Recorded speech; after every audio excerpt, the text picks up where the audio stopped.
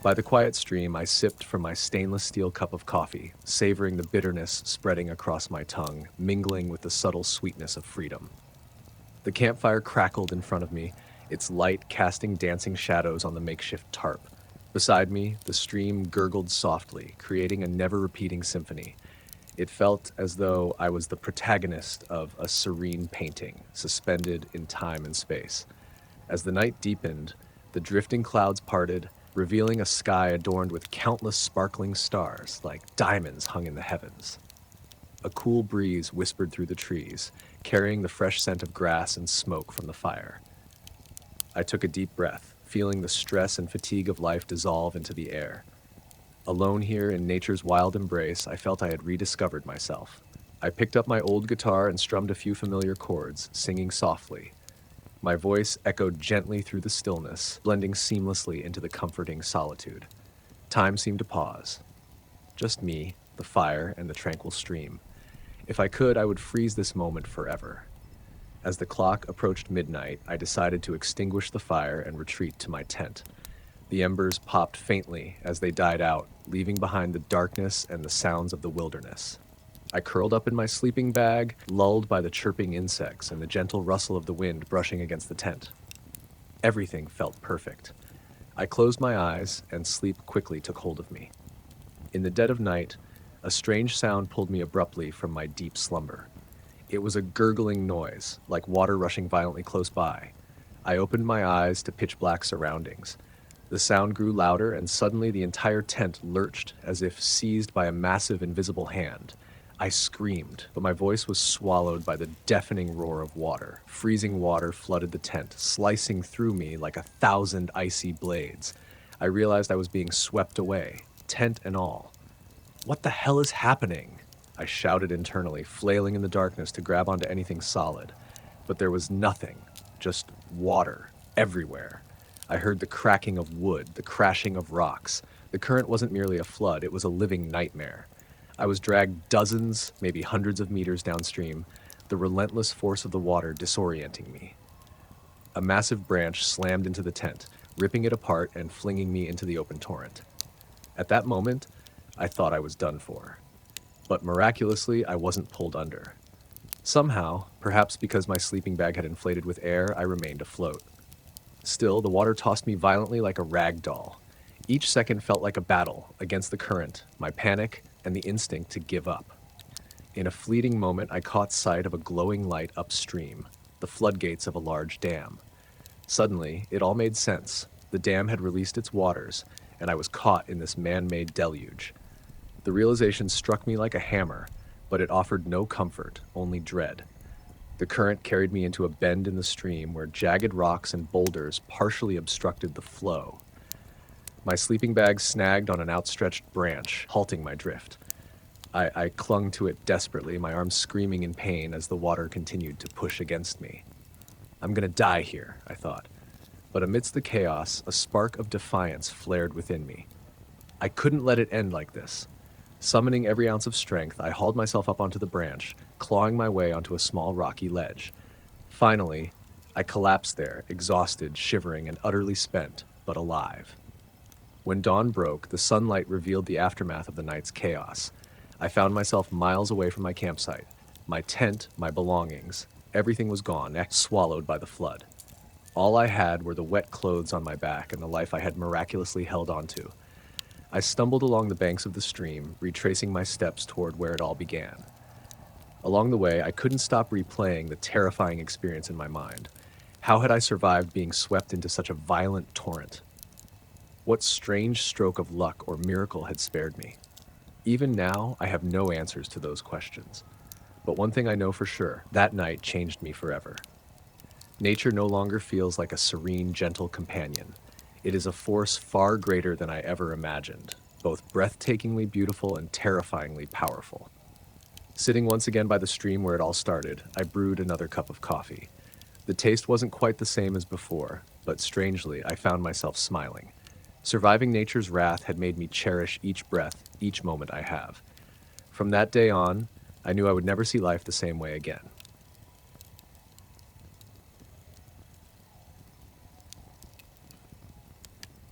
campfire crackled warmly in the center of our little circle, casting dancing shadows across the trees. I leaned back on my folding chair, savoring the crisp night air mixed with the smoky aroma of burning wood. My two best friends, Mark and Sarah, sat beside me, their laughter echoing into the starry sky as we traded stories from our hiking adventures earlier that day. "This place is amazing," Sarah said, her voice full of awe as she looked around. "The perfect spot. Quiet, beautiful, and not a soul in sight." "Exactly why I picked it," Mark grinned, poking the fire with a stick. "Just us, nature, and this fantastic view. Plus," he added with a smirk, holding up a marshmallow on a stick, "s'mores." We burst out laughing, the kind of laughter that comes only when you're with people who truly understand you. It felt like nothing could spoil this moment. The campsite was nestled in a small clearing surrounded by tall pine trees, and the sky above was a canvas of twinkling stars. The stream nearby provided a soothing soundtrack, its gentle babbling a perfect counterpoint to our animated conversation. We toasted marshmallows, talked about our plans for the next day, and marveled at how lucky we were to find such an untouched slice of wilderness. It felt like nothing could go wrong. But then he appeared. A rustling in the bushes caught our attention, and we turned toward the sound. Out of the shadows stepped a man, his face partially illuminated by the flickering firelight. He was middle-aged, with a scruffy beard and a worn, weathered jacket. His eyes darted between us as if assessing the situation. "Evening," he said, his voice low and gravelly. "Didn't mean to startle you. I'm camping nearby and ran out of matches. Mind if I borrow a bit of your fire to cook some meat?" The three of us exchanged uncertain glances. Something about him felt off. Maybe it was the way he spoke, slow and deliberate, like he was testing us. Or perhaps it was the way his eyes lingered on our belongings a moment too long. Mark, ever the diplomat, smiled politely. Sure, help yourself." The man stepped closer, crouching by the fire to light a small branch he had in hand. As the flames caught, he straightened and gave us a toothy grin. "Much obliged. You folks camping long?" "Just tonight," Sarah replied, her voice slightly shaky. "We're heading out early in the morning." The man nodded, but his gaze lingered on her, then shifted to me and Mark. "Nice setup you got here. Bet it cost a pretty penny." His tone was casual, but there was an edge to it that made my stomach tighten. "Well," I said, trying to sound confident, "we've been planning this trip for a while." The man chuckled. "Good for you. Anyway, I'll leave you to it. Thanks for the fire." With that, he disappeared into the darkness, his figure swallowed by the trees. The mood had shifted. The once cozy fire now felt like a spotlight, making us feel exposed. "That was weird, right?" Sarah whispered, her voice barely audible. Mark shrugged, but I could see the tension in his jaw. "Yeah, definitely weird. But he's gone now. Let's just lock up the car and call it a night." Sometime past midnight, I woke to a faint noise. At first, I thought it was just the wind, but then I heard it again, a metallic clinking sound. My pulse quickened as I strained to listen. It was coming from the direction of the car. I shook Mark awake. "There's someone out there," I whispered. He sat up instantly, grabbing the bear spray we had packed for emergencies. Sarah, now awake too, clutched her flashlight tightly. "Stay here," Mark said, his voice low. He unzipped the tent slowly and stepped out. Sarah and I held our breath as the beam of Mark's flashlight cut through the darkness. "Hey!" he shouted, his voice echoing in the still night. "What the hell are you doing?" I scrambled out of the tent just in time to see the man from earlier standing by our car, a bag in his hand. His eyes widened in surprise before narrowing in anger. "Mind your business," he growled. "That's our stuff," Mark snapped, raising the bear spray. "Put it down, or I'll..." Before he could finish, the man dropped the bag and lunged, pulling a knife from his jacket. "Back off," he shouted, brandishing the blade. Sarah screamed, and my heart pounded so hard I thought, it might burst.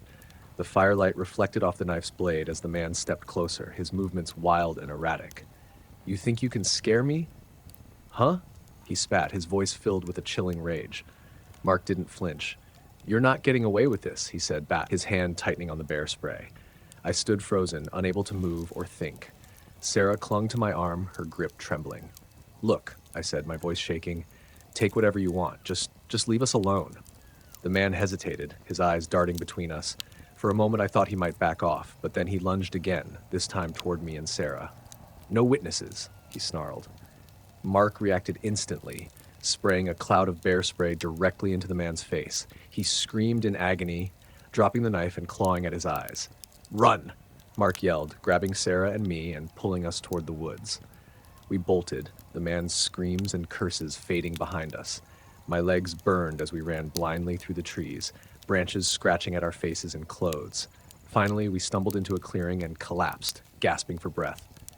"Is he following us?" Sarah whispered, her voice barely audible. Mark shook his head. "I don't think so. I got him pretty good with the spray." We stayed there until the first light of dawn, too afraid to go back. When we finally returned to our campsite, the man was gone, but our car had been ransacked. He'd taken most of our supplies, but left the vehicle itself intact. Driving away that morning, none of us spoke. The terror of the night hung heavy in the air. We were lucky, so incredibly lucky, to have escaped unharmed. But the memory of that man, his wild eyes, and the glint of his knife would haunt me forever. Even now, I can't sit by a campfire without glancing over my shoulder, waiting for a shadow to step out of the trees. That night changed me, and it taught me one thing. Sometimes, the real monsters aren't lurking in the dark. They're walking among us.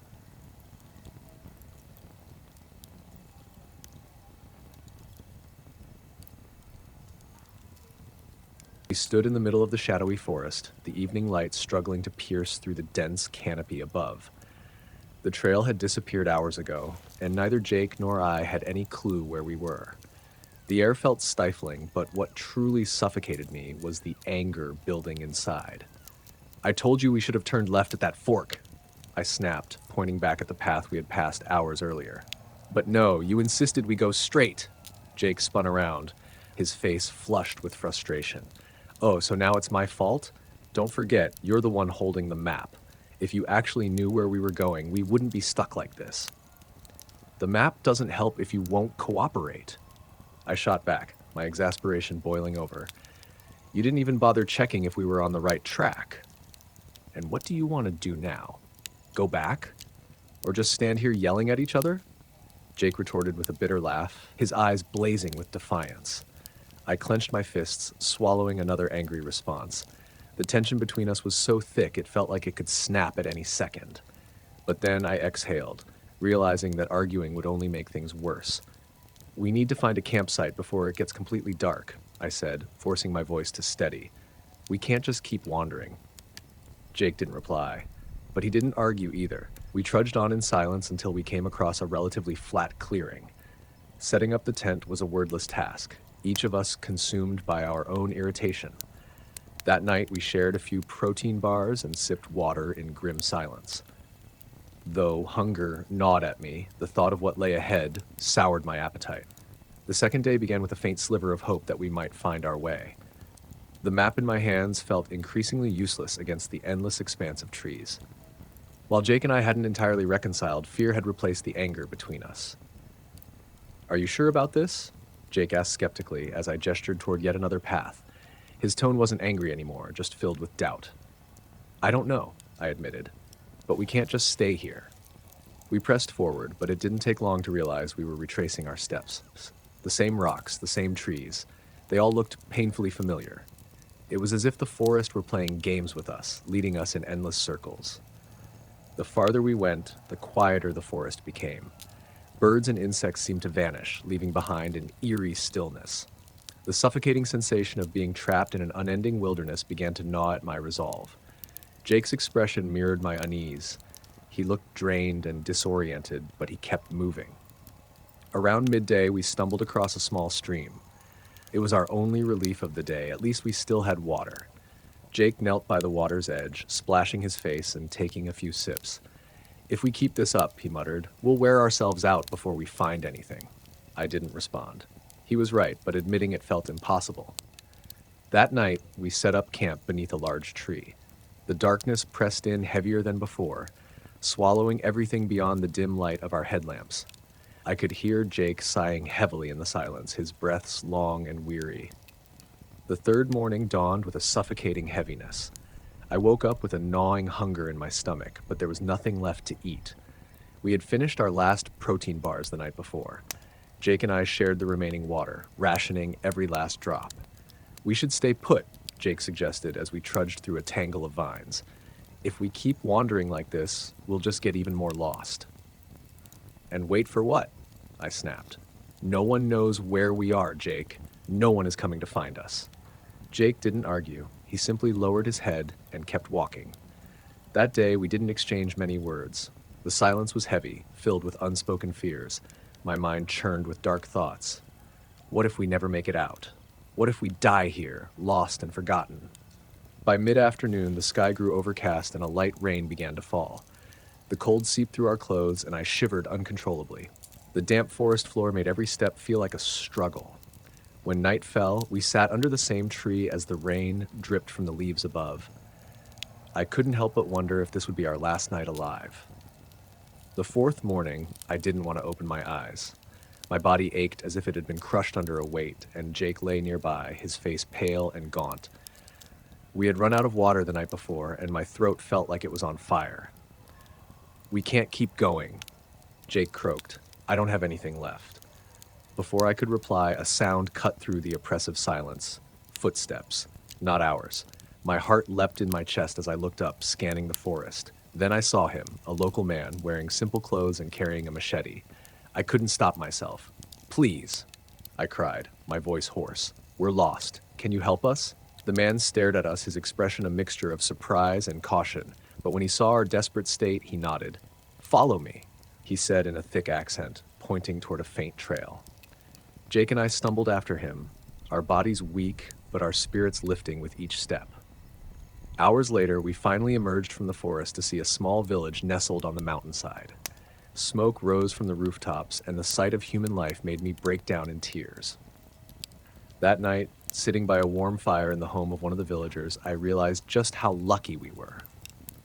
The days of being lost in the forest would haunt me forever, a stark reminder of how unforgiving nature can be. It is beautiful but merciless, and we, as small and fragile beings, must respect its power.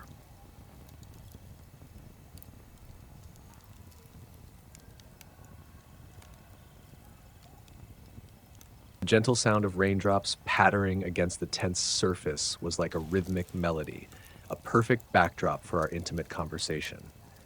I lay on my back, feeling the warmth of Mia's soft body against mine. Her beauty was enough to make the world outside fade away. Her skin was smooth and luminous, like moonlight on silk. Her lips curved in a naturally seductive shape, and her long, cascading hair shimmered like threads of satin, exuding an air of mystery and allure. She rested her head on my chest, her cool, silky locks brushing against my skin, and the soft, golden glow of the lantern illuminated her deep, sparkling eyes, brimming with laughter. A snug, thin t-shirt and short shorts accentuated her perfectly toned figure, while her long, graceful legs curled up delicately in a way that radiated femininity. Her gentle giggle filled the small space, light and intoxicating, like a spell that kept me utterly captivated. "I can't believe we finally did this," Mia whispered, her voice low, warm, and sweet, like a love song. Her lips parted slightly, revealing her radiant smile. "A trip just for the two of us, away from everything? It's perfect." I smiled, gently tucking a stray lock of hair behind her ear, revealing the soft curve of her neck, smooth and inviting as silk. "I told you, didn't I? No emails, no notifications, just the sound of the rain and us." Outside, the rain began to pick up slightly, adding a soothing rhythm to the already cozy atmosphere. The air inside the tent was warm, carrying the fresh scent of pine mingled with the faint aroma of Mia's perfume. It felt as though we were completely cut off from the rest of the world, wrapped in a cocoon of serenity. I thought to myself that this moment was exactly what we both needed, a break from the chaos of everyday life, a reminder of what truly mattered. As the rain intensified, the gentle drizzle evolved into a steady downpour. It was no longer just a background melody. The rhythmic tapping grew into a heavy drumming. The wind began to howl softly at first, then louder, tugging at the tense fabric. Mia shifted slightly, her warm breath brushing against my neck. "It's getting heavier," she murmured. "Don't worry," I said, squeezing her shoulder reassuringly. "This tent's sturdy. We're fine." She nodded, though the unease lingered in her eyes. Her fingers traced idle patterns on my chest, a nervous habit I'd come to recognize. I leaned down and kissed her forehead. "Hey, I'm here. Nothing's gonna happen. She smiled faintly, and for a while the storm outside became just another part of our adventure. Around midnight, the storm transformed from romantic ambiance to raw chaos. The wind roared like an angry beast, shaking the tent violently. The rain was relentless, pouring down in heavy sheets that sounded like an unending drumbeat on the thin fabric above us. Then came the sound that made my stomach drop. A loud crack, followed by a ripping noise. Before either of us could react, a large branch crashed onto the side of the tent, tearing through the fabric. Cold rainwater immediately poured in, soaking us and everything inside. "James," Mia shrieked, scrambling to sit up. Her voice was high-pitched, edged with panic. "Stay calm," I shouted over the noise of the storm, grabbing her by the shoulders. "We're okay. We're okay." But we weren't okay. The tent was no longer sheltering us, and the freezing rain was drenching us to the bone. The wind tore through the open gash in the tent, making it impossible to stay dry or warm. Mia's teeth began to chatter as the icy cold set in. "We can't stay here," I said firmly, grabbing our flashlight. "We need to find proper shelter." "Where?" Mia asked, her voice trembling. "It's pitch black, and what if we get lost?" "We won't. We'll stick together, okay?" I tried to sound confident, though my own fear was clawing at the edges of my mind. "We'll find somewhere safe." I helped Mia out of the collapsed tent. The moment we stepped into the storm, it felt like the wind was trying to push us back. The rain lashed against our faces, stinging like tiny needles. Mia clung to my arm, her body shivering uncontrollably. Each step was a struggle. The muddy ground sucked at our boots, and the flashlight barely cut through the dense sheets of rain. I kept my arm around Mia, guiding her through the darkness. Every now and then, I glanced back to make sure she was still with me, though her grip on my arm never wavered. "I can't." Mia's voice cracked as she stumbled. "I can't do this, James." "Yes, you can," I said, pulling her back to her feet. "Just a little farther. We're going to find shelter. I promise." The fear in her eyes made my chest tighten. She was terrified, and so was I, but I couldn't let it show. I had to stay strong for both of us. The storm continued to rage, and my mind raced with every worst-case scenario. What if we didn't find shelter? What if Mia got hypothermia? The thought of her suffering made me push forward harder, despite the cold gnawing at my own body. And then, like a beacon of hope, I saw it. A faint light in the distance. It flickered through the trees, barely visible through the rain and darkness, but it was there. "Mia, look," I pointed ahead. "Do you see that? A light." She squinted, then nodded frantically. "Yes! Oh my God, yes! Let's go!" With newfound determination, we trudged toward the light. Every step felt like an eternity, but the closer we got, the more certain I was that we were heading toward salvation. The light turned out to be from a small cabin. As we approached, I recognized it as a ranger station, a sturdy wooden shelter built for emergencies like this. Relief flooded through me, and I knocked on the door with all the strength I had left. The door opened, revealing a man in a ranger's uniform. His eyes widened when he saw us, soaking wet and shivering. "Get in quick," he said, pulling the door open wider. "You're lucky you made it here in one piece." We stumbled inside, the warmth of the cabin hitting us like a comforting embrace. The ranger handed us towels and blankets, guiding us to a small heater in the corner. Mia clung to me as we sat down, her body trembling less as the warmth began to seep in. "You're safe now?" the ranger said, handing us mugs of hot tea. "That storm's a nasty one. You did the right thing finding this place." Mia looked up at me, her eyes glossy with unshed tears. "Thank you, James," she whispered. "You kept your promise." I kissed her forehead, holding her close. Always. As the storm raged on outside, we stayed huddled together in the ranger station. The fear and chaos of the night began to melt away, replaced by an overwhelming sense of gratitude. We had survived, and that was all that mattered. That night, as Mia fell asleep against my shoulder, I stared out the window, watching the storm batter the mountains. It was a reminder of how small we were against the forces of nature, but also of how strong we could be when we had each other.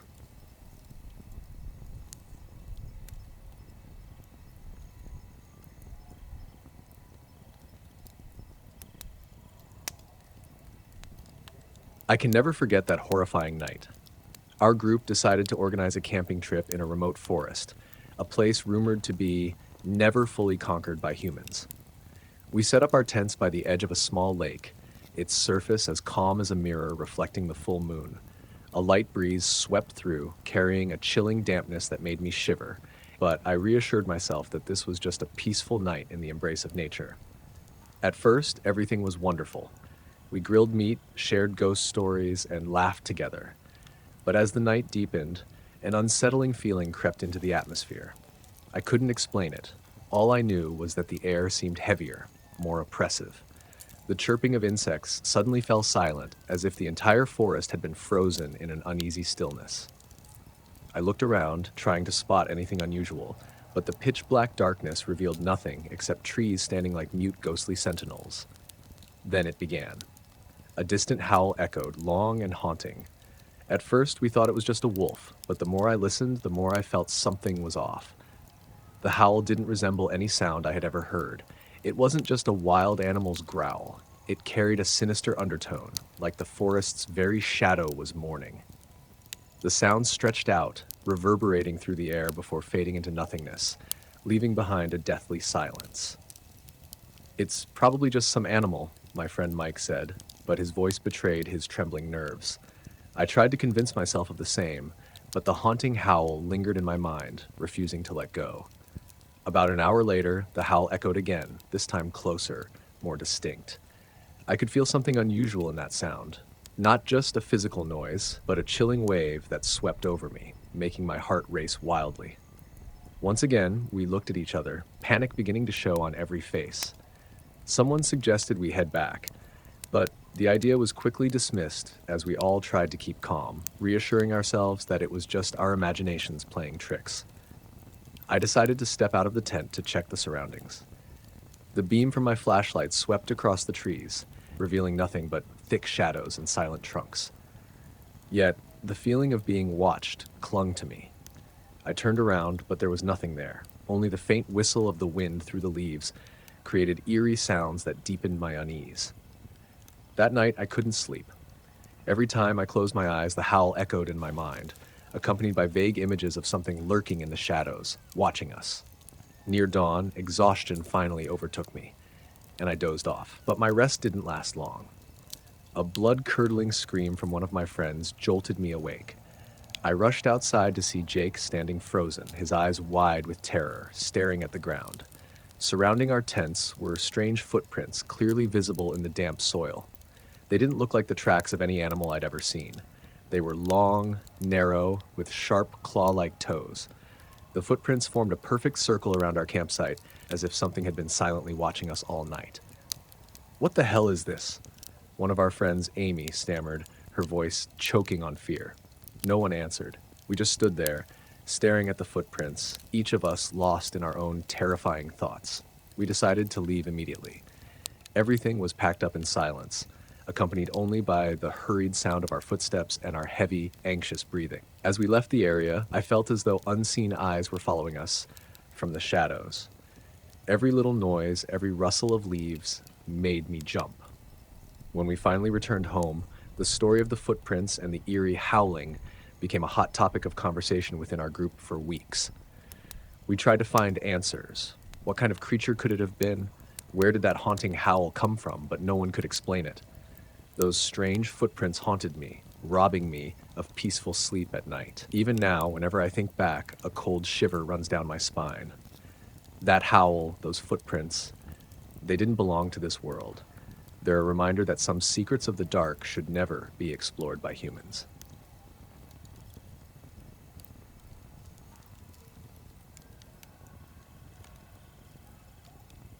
The mysterious light in the night. I'm not someone who scares easily. I've camped on windy mountaintops, trekked through dense forests in the rain, and even slept overnight in places rumored to be haunted. But that camping trip, that one night, was the first time I truly felt fear. My two best friends, David and Lisa, and I decided to challenge ourselves with a camping trip in a remote valley that few people knew about. We'd heard the area was stunning, completely isolated from the rest of the world and perfect for escaping everyday chaos. The journey required a 2-hour hike from the nearest road, deep into the forest, but we didn't mind. We packed all the essentials, tents, food, and water for a 3-day adventure. We arrived late in the afternoon. The view was more beautiful than we had imagined. The valley was encircled by tall hills, lush greenery stretched endlessly, and a small stream wound through the middle, sparkling in the golden sunlight. There wasn't a single sign of other people, which made it even more ideal. "This is paradise!" Lisa exclaimed as we set up our tents near the stream. David and I nodded, a shared sense of excitement buzzing between us. We pitched our tents, lit a fire, and prepared dinner. Everything felt perfect. As the sun dipped below the hills, the valley descended into a serene stillness. The only sounds were the crackling fire, the babbling stream, and the faint hum of crickets in the cool evening air. After dinner, we sat around the fire, sharing stories and laughing. The atmosphere was peaceful, the kind that makes you forget the outside world. I remember thinking nothing could ruin that moment. But then, everything changed. Around midnight, as we were preparing to crawl into our tents, I noticed something strange. Far off, at the edge of the valley, where the forest began, there was a faint light among the trees. At first, I thought it was just the moonlight reflecting off the leaves, but the light moved. It wasn't stationary. "Do you guys see that?" I asked, pointing toward the light. Lisa squinted in the direction I indicated. "Yeah, there's definitely a light. But who could possibly be out here? This place is completely remote." David stood up, grabbing his flashlight. "Maybe someone's lost. We should check it out." I wasn't sure it was a good idea. My first thought was that if it were someone, they would have called for help or approached us. But the light remained at a steady distance, almost as if it was observing us. "Maybe we should wait," I said, trying to stay calm. "If they need help, they'll come closer." Lisa, ever the curious one, turned on her flashlight. "I'm going to check it out. It's not that far." She started walking toward the light, leaving David and me no choice but to follow her. The closer we got, the stranger the light appeared. It didn't flicker like a flashlight or spread out like a lantern. It was pale and weak, glowing in a way that seemed unnatural. Most unsettling of all, it moved, floating gently between the trees, as if beckoning us. "It could just be someone with a weird light," Lisa whispered, but I could hear the hesitation in her voice. David gripped his flashlight tightly. "I'm not sure this is a good idea." I felt the same, but by then we had gone too far to turn back. As we approached the light, it suddenly stopped, then vanished entirely, leaving us in complete darkness. "Don't tell me we just followed a ghost light," David said with a nervous laugh, trying to mask his unease. We stood in silence, the night around us oppressively quiet. Then a sound broke through the stillness, rustling leaves. At first it was faint, almost like the wind, but it grew louder, more deliberate, like footsteps, and they were coming from behind us. Lisa spun around, her flashlight scanning the trees. There was nothing there. But the sound persisted, circling us as though whatever it was toying with us. "I don't like this," Lisa said, her voice trembling. "We need to leave." "Agreed," I said immediately. "We shouldn't be here." Before we could move, the light reappeared, closer this time. It hovered for a moment, flickering faintly, then began drifting toward us. That was enough. "Run," I shouted. We bolted back toward the camp, crashing through the underbrush. Branches whipped against my face, and I could hear Lisa panting right behind me. But what terrified me most was the sound of footsteps, heavier, faster, and still chasing us. When we burst out of the forest and saw the glow of our campfire, relief washed over me like a tidal wave. We collapsed by the tents, gasping for air. The footsteps had stopped, and the light was gone. "I don't know what that was," Lisa said, her eyes wide with fear. "But I swear there's something out there." "Nobody's going anywhere," I said firmly. "We're staying here by the fire until sunrise." That night, none of us slept. We huddled close to the fire, every crack of a branch or rustle of leaves setting our nerves on edge. Whatever we had encountered, it felt like it had followed us back. When dawn finally broke, the golden light of morning chased away the shadows and fear. But as we packed up to leave, something caught my eye near the edge of our camp. Footprints. Large, heavy, and unlike any I'd ever seen. They weren't human, and they didn't lead away. They stopped right at the edge of our campsite, as though whatever it was had been watching us all night.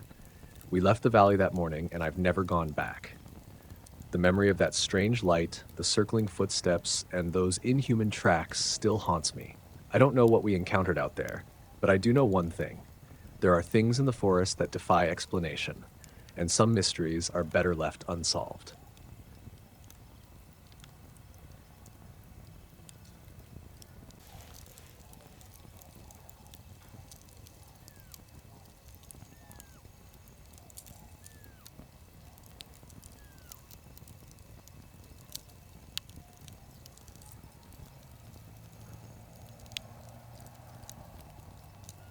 Mike and I decided to spend the weekend camping in a forest not far from the city. Just the two of us, best friends since high school, both looking for a peaceful break after hectic work days. We chose a small spot by a stream, surrounded by lush trees and a flat clearing perfect for setting up our tent. Everything started off smoothly. Mike built the fire while I prepared the food. That night, we talked about everything: work, old memories, and life. It ended with a peaceful sleep in our tent. I don't know how long I slept, but when I woke up, the fresh, crisp night air had been replaced by something strange. A thick, dense fog had blanketed the area. It appeared so suddenly that I hadn't even noticed until I stepped outside the tent. The fog was so thick that I couldn't see more than a few feet ahead. Even the flashlight we brought barely lit up a small area, as if the light was swallowed by the mist. "Mike, wake up," I called, my voice trembling slightly. "Something weird is going on." Mike poked his head out of the tent, still groggy, but when he saw the fog, his expression changed to one of concern. "Why is it so foggy all of a sudden? This doesn't feel right," he said. By then, the campfire had completely died down. We realized we needed more wood if we wanted to keep warm for the night. Mike and I decided to head out and gather some dry branches nearby. We planned to go just a little way, 5, maybe 10 minutes at most. At first, we stayed close to the tent, keeping it within sight at all times. But after only a few steps, the fog thickened, swallowing everything around us. The tent disappeared from view. Mike tried to reassure me, "It's fine, we'll just follow our footprints back." I nodded, trying to stay calm, but an uneasy feeling started to creep in as I noticed that I couldn't quite tell which direction we'd come from. The fog wasn't just thick, it felt alive, shifting and swirling, making everything look the same. The trees, the bushes, all of it began to blur together. We were lost. "Wait," I whispered. "I think we've been here before." Mike frowned. "That's impossible. We've been walking in a straight line." But when I pointed the flashlight at the ground, we both froze. There, clear as day, were our own footprints, circling back to where we stood. We had been walking in a loop. We argued for a moment, trying to figure out what had gone wrong, but then something even stranger happened. From somewhere far off, we heard a faint voice. "Where are you?" Mike and I went silent, staring at each other in disbelief. The voice was faint but unmistakable, and it wasn't mine. It wasn't Mike's either. "Maybe it's someone who got lost," Mike said, though his voice lacked confidence. "We should go back to the tent. It's safer there." I nodded, and we turned around, trying to retrace our steps. But no matter which direction we walked, we couldn't find the tent. The familiar landmarks, a large rock, a fallen tree near our campsite, were gone, as if they had been erased. Every step only led us deeper into the fog. After about an hour of wandering, we saw something we didn't expect: our tent. But it wasn't where we'd left it. It was now sitting in a completely different spot, next to a massive tree we'd never seen before. Both of us stared, not saying a word, but I could see the fear in Mike's eyes. I stepped closer, shining the flashlight on the tent. It was definitely ours. The marks on the fabric, the gear inside, everything was familiar. But how had it moved? "This doesn't make any sense," Mike muttered. "How could it?"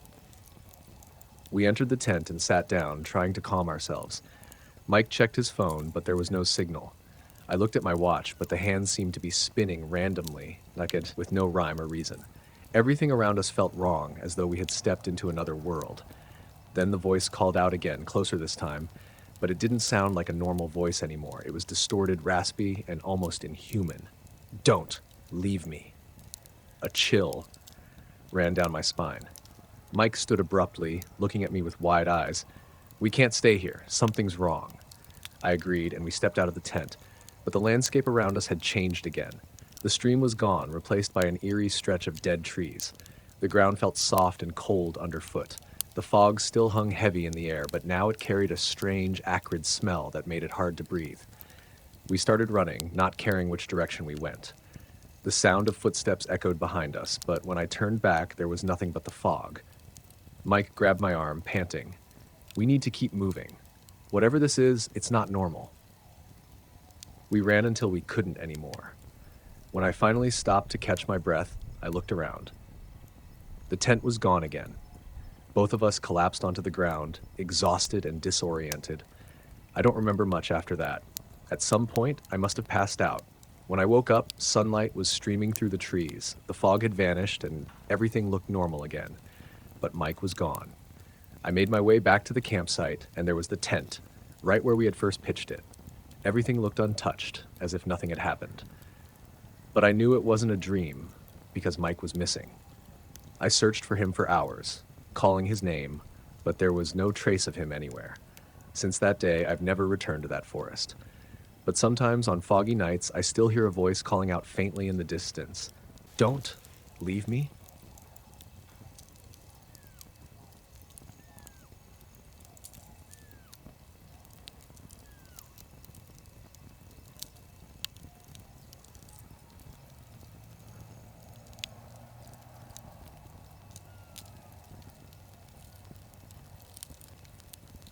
My name is Jared, a famous YouTuber known for my bizarre challenges and daring adventures. My channel is all about hunting for unique experiences, where the boundary between reality and nightmare is just a few steps away. And this time, I decided to take on the challenge I have always dreamed of, surviving alone in Evershade Forest, a place rumored to be full of mysteries and chilling tales. Before setting off, I spent hours researching Evershade Forest online. Everyone who had been there spoke of an otherworldly atmosphere, as if the forest itself knew how to see and hear strangers. During my research, I happened upon an old, yellowed notebook containing lines called the survival rules, bizarre regulations warning against interfering with the forest's mysteries. I read it over and over, each line reminding me that this land is not only a habitat for nature, but also a gateway to a haunting realm. On the day of departure, I packed my video camera, extra batteries, some dry food, and a few basic survival tools. My mood was a mix of excitement and nervousness, because this was not only an adventure for my YouTube channel, but also a personal challenge. As I drove into the forest, the scenery gradually shifted from lush green fields to dense rows of ancient trees, with faint light filtering through the thick canopy. It felt as if something was watching me from deep within the darkness. I decided to stop my car in a small clearing to set up camp. As I turned on the camera, I introduced my journey to the audience. Hello, everyone. This is my first night in Evershade Forest. For the next 3 days, I will survive completely on my own without any external help. Join me as I explore the mysteries and push the limits of my abilities through the survival rules I've discovered. I tried to sound calm, yet inwardly I couldn't shake the trembling anxiety. After setting up my tent, I spent a few minutes checking out the area around my camp. The atmosphere was silent, save for the gentle whistle of the wind rustling through the leaves. Soon, as dusk fell, a thick blanket of night began to cover the forest. The feeble light from my simple flashlight seemed inadequate to chase away the darkness. Instead, it created grotesque shapes that danced along the tree trunks. Just as I was adjusting my camera, a small line of text appeared on the screen. "Never stare too long into the depths of the forest." At first, I thought it might just be a technical glitch or a play of light on the camera.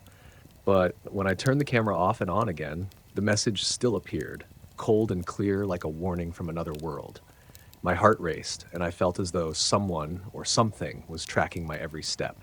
Shortly after, as I prepared a light meal on my small stove, the sound of rustling leaves echoed from deep within the forest. Initially, I assumed it was just the wind, but gradually, soft, steady footsteps began to emerge. Recalling one of the rules from the old notebook, when you hear footsteps of unknown origin, do not rush to open your tent, I became even more unnerved. I carefully secured my tent and shined my flashlight outside, trying to peer into the darkness, but all I could see were motionless trees with no sign of anyone. The night wore on, and the strange phenomena grew increasingly pronounced. From the faint whispers reminiscent of ancient curses echoing from afar to intermittent raspy laughter, every sound unsettled my mind. In the silence, it felt as though I could hear my own breathing, and even footsteps reverberating around the tent. Thoughts swirled in my head. It's probably just my imagination, a result of being too tense. Yet deep down, fear surged uncontrollably. As midnight approached, I decided to speak into the camera, a move meant to reassure both myself and my viewers about the eerie atmosphere. Guys, this is my first night in Evershade Forest. I know these survival rules may sound bizarre, but I promise to follow every single one of them. Remember, do not open the tent when you hear footsteps, and do not stare too long into the darkness. My voice trembled as I tried to sound strong. As if acknowledging my words, the darkness outside seemed to be listening to the warnings in that notebook. Suddenly, the beam of my flashlight caught something eerie.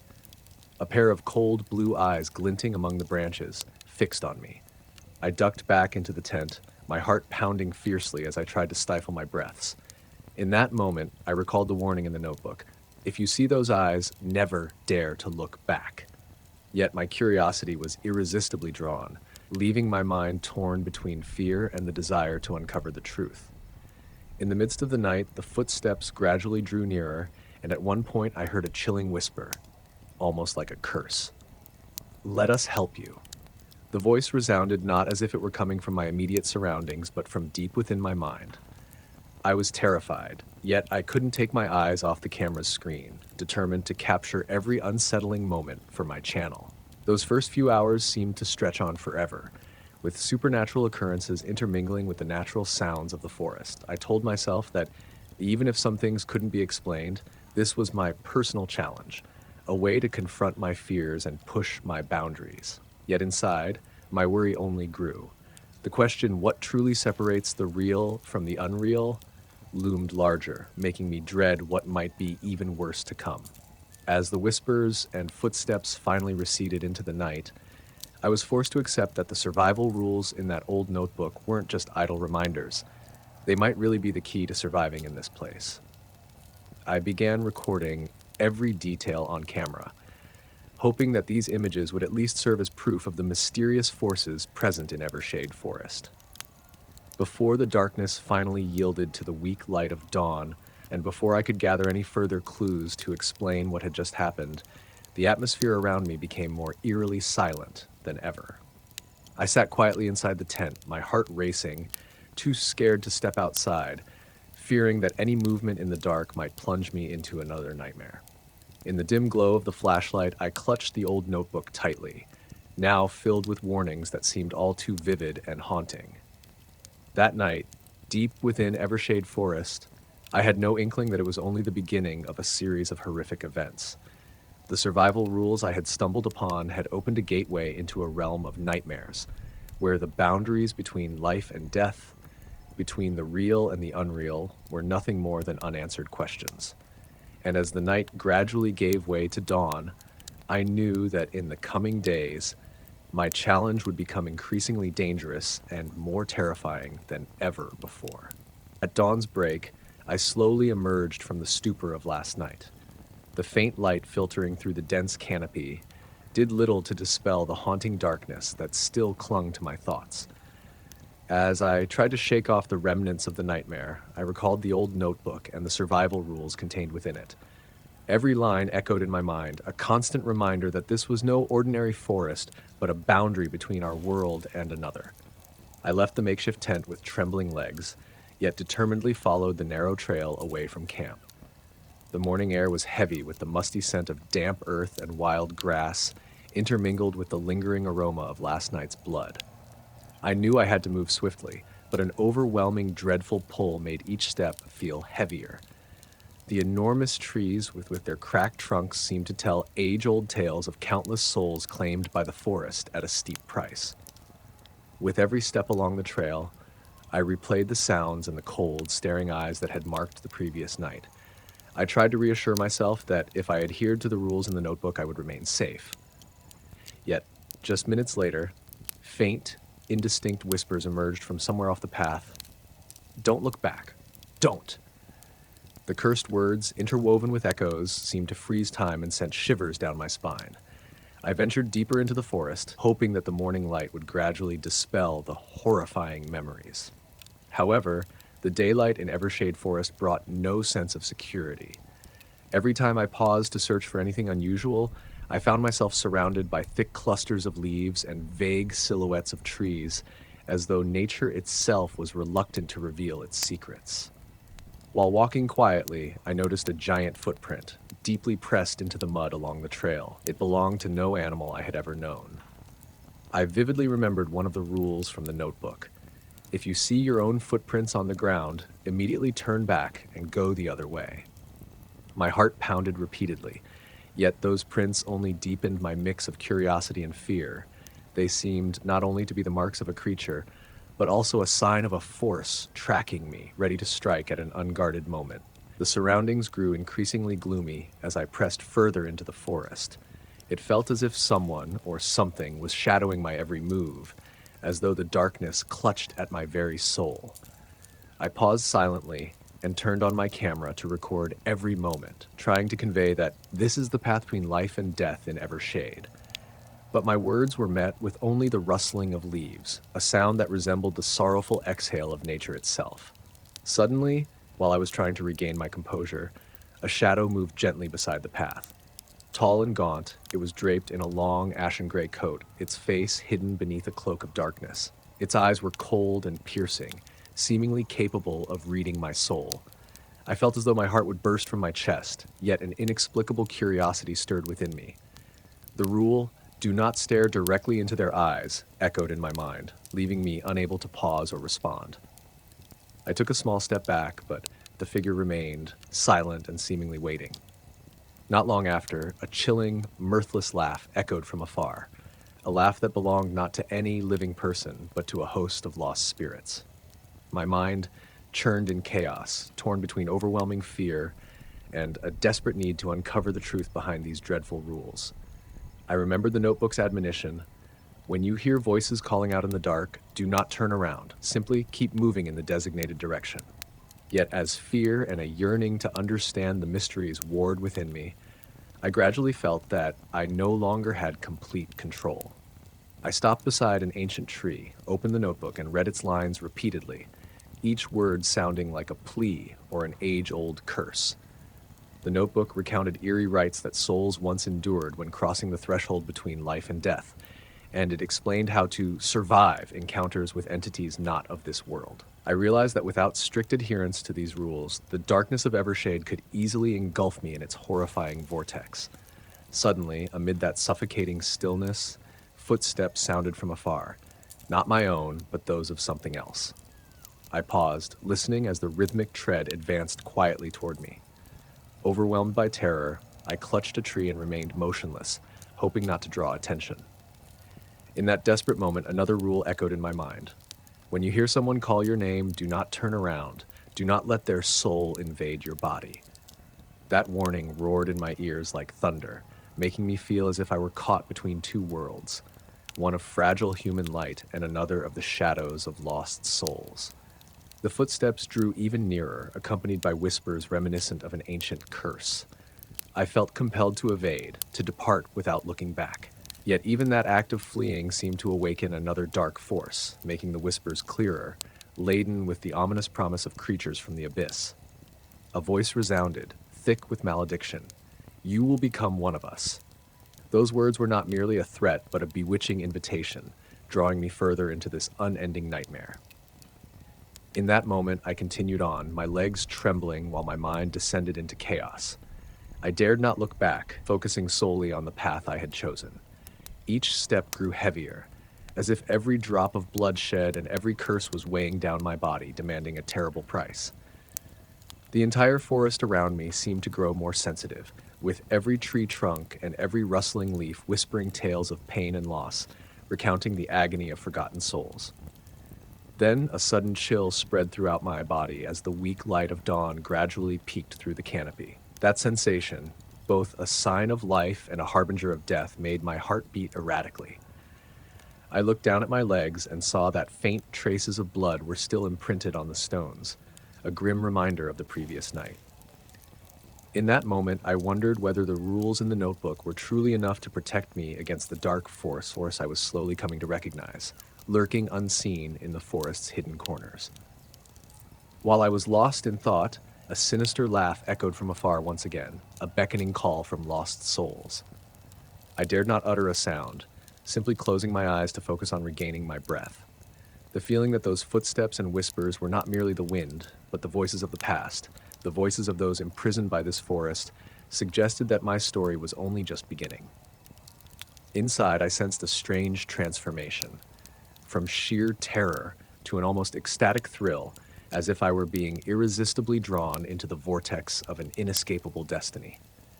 In that tangled moment, I knew that the path ahead would be even more perilous. The rules in the notebook were no longer mere reminders. They had become the key to unlocking the doorway into Evershade's haunted realm, a world where the boundary between life and death was so fragile that a single misstep could transform you into a part of the darkness. My heart pounded loudly, overwhelmed by loneliness, loss, and the uncertainty of a fate I could not escape. I had no idea how far I had traveled, only that an eerie silence enveloped me. Yet soon after, those moments of quiet, soft sounds began to emerge once more, as if to promise that the realm of darkness would never let go of anyone who dared enter. I told myself that to survive, I must continue forward, even though I knew every step would bring me face to face with the opaque mysteries of the forest. And from now on, I would not only have to adhere to the survival rules, but also confront myself, the phantoms, and the calls from the past, a constant reminder that my struggle for survival was steadily turning into an unending nightmare. I continued walking, each hesitant step as if pulled by an unseen force, my heart heavy with unspeakable pain and unspoken conflicts. Every step seemed to imprint the horrifying memories of the previous night. Visions of darkness, lost souls, and a blood-soaked ritual beyond my imagining. I realized then that these horrors were only the beginning of an inevitable transformation. In the dim forest, amid nature's steady rhythm and the soft murmurs of the past, I sensed a stirring of awakening. The cold air appeared even more sensitive, as if Evershade Forest itself were silently cheering for my change. The survival rules, from not opening the tent upon hearing footsteps to not staring directly into a spirit's eyes, now rang out like a bell tolling fate. I understood that to escape this dark vortex, I had to face myself, my memories, and the fears I had long suppressed. Venturing deeper into the forest, I paused beside a small stream. The water babbled softly in the faint light of dawn, a reminder that life went on despite the phantoms of the past. I bent down and sipped the icy water. In that moment, every whisper and every horrifying image seemed to fade, replaced by a profound emptiness filled with hope. I wondered if this might be a chance to reclaim my humanity, to free myself from the darkness's grip. But not long after, a cold voice echoed, "You will belong to us forever." I trembled by the stream, trapped in an unending nightmare. In that moment of terror, I pulled out the old notebook and flipped through its faded pages, each line a curse and a warning. Every rule now insisted that unless I could mend the wounds of my soul, I would be forever robbed of my will to live. Overwhelmed by chaos, I sat by the stream, took a deep breath, and resolved to reclaim who I was. I had embarked on this journey to explore myself and push past fear, not to be consumed by the darkness. Slowly, I closed my eyes and merged with the sound of the flowing water and distant birdsong. In that stillness, I felt the steady pulse of my heart, a quiet affirmation of life, and a fragile yet defiant belief that would not yield. When I opened my eyes, I saw my reflection on the water's surface, not the image of a tired, pained soul, but someone gradually awakening, recognizing past mistakes, and determined to break free from the haunting. I recalled the notebook's words, "If you encounter yourself in the forest, ignore it and do not interact, but do not forget the past. It is a reminder to confront yourself." Now I understood that I must face my reflection rather than run from it. I rose and swept my hands over the cold ground, feeling each grain of sand and wisp of mist beneath my feet. It was as if nature itself quietly urged me on, dawn's light filtering through every leaf, slowly dispelling the lingering gloom. The blood-stained memories, eerie laughter, and ancient curses began to blur, making room for a new sensation, a desire to live and a determination to change my destiny. Yet, the darkness was not easily cast off. Before I could hurry down the path, the sound of footsteps and whispers erupted again, strong and unyielding. I sensed apparitions from the past, lost souls and distorted figures forged by a grim fate wrapping around me, pulling me back into the murk of Evershade Forest. I was caught between two worlds, one illuminated by hope and the other shrouded in death and cruelty. At that decisive moment, a voice from deep within me spoke softly yet powerfully, "Live, be free." It was not the voice of a haunting spirit, but my own, the voice of dreams and hopes that existed before the darkness descended. I realized that to break free from this place, I must not only flee, but also fight, to protect my soul from being completely consumed. I turned back to face the darkness, attempting to blur the clinging images of the spirits, yet they persisted, a painful reminder of a past that refused to let go. The curse, "You belong to us forever," echoed once more, but now I refused to cower. Clutching the old notebook tightly, I vowed that, no matter the price, I would not allow the darkness to devour who I truly was. My steps slowly led me toward the trail, where the pale morning light, though weak, shone like a glimmer of hope amid the darkness. Each step away from the forest reclaimed a bit of freedom, a rekindling of life within my weary body. Still, the echoes of the past continued to tug at me, as if Evershade Forest would never truly let anyone leave its memories behind. Along the trail, I paused at the edge of a narrow path and gazed into the depths of the woods where phantoms still reigned silently. I felt the conflict within, a mixture of fear, haunting memories, and a fragile hope. This time, I was no longer the frightened one. I had learned that survival required not only following the rules, but also confronting the darkness within. I had to accept my past, heal the wounds of my soul, and dare to move forward, even though I knew the shadows would always linger nearby. Just as I was about to continue, a vague figure appeared behind me. It was not a spirit or ghost of the forest. It was my own reflection, an image now incomplete, distorted by loss and pain. In that moment, I realized that the journey toward freedom was not merely an escape from the forest, but a path toward healing. I had no choice but to face my own image, the image of someone who once lived, loved, and was shattered by a dark fate. I bent down and lightly touched the fragile skin of my own arm, silently vowing that through every trial and every wound, a part of me could still be reborn. My breathing slowly steadied, and in that quiet moment, a faint inner voice whispered, "We do not belong to the darkness. We are only part of the past. Move on and live." That sensation felt like cool water washing away some of the chill of loss.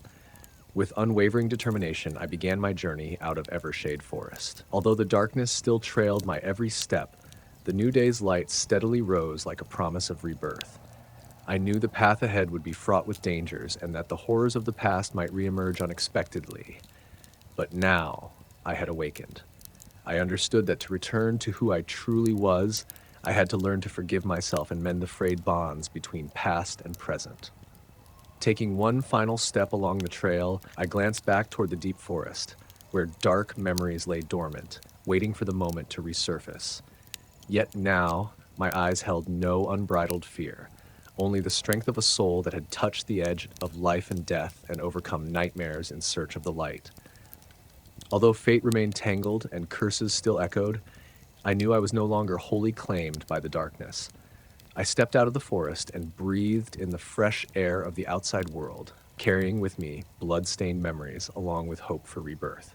The road ahead might still be strewn with obstacles and haunted by remnants of the past, but I had learned that no matter how many dark destinies lurked, the true spirit of a person always has the capacity to awaken, to fight, to live, and to gradually reclaim oneself. In that moment, I could almost hear my own voice echoing, gentle yet full of life. Live, for life always triumphs over darkness. And although I did not know where the road ahead would lead, I was certain that today I was stronger and more awakened, a person, a soul, forever yearning for freedom.